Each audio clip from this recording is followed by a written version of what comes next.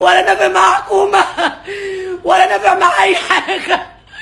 قتلوا وخد بناتي دلوقتي. البلوجر شيماء سعيد تستغيث من زوجها إسماعيل الليثي. ضربني وخد فلوسي وذهبي وبناتي.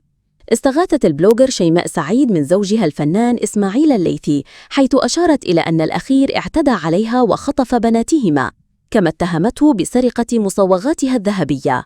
وقالت شيماء سعيد في فيديو لها عبر تيك توك: إسماعيل الليثي ضربني وخد فلوسي وبناتي، صحيته ملقتش بناتي وخد ذهبي كله ومفتاح عربيتي والفلوس، أنا عايزة حقي وحدي يلحقني.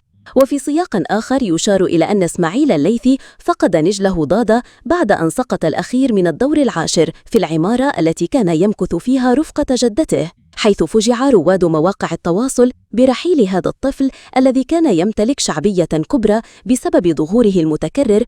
دلوقتي قمت ملقتش بناتي، ودلوقتي خد فلوسي وخد ذهبي كله وخد مفتاح عربيتي من تحت. بالله عليكم يا جماعة، أنا وقفت مع الناس كلها،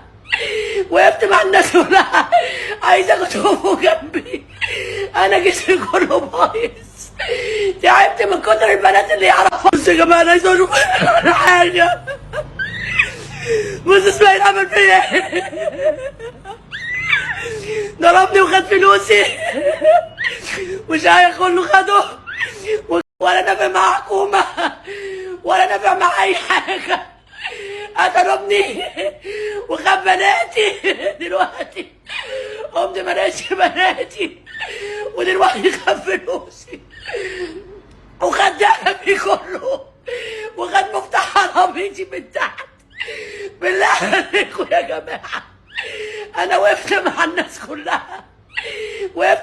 كلها، عايزة تقفوا جنبي. أنا جسمي كله بايظ، تعبت من كتر البنات اللي يعرفوا. بص يا جماعة، أنا عايزة أشوف حاجة. بص إسماعيل عمل فيا إيه؟ ضربني وخد فلوسي وشايخ كله خده.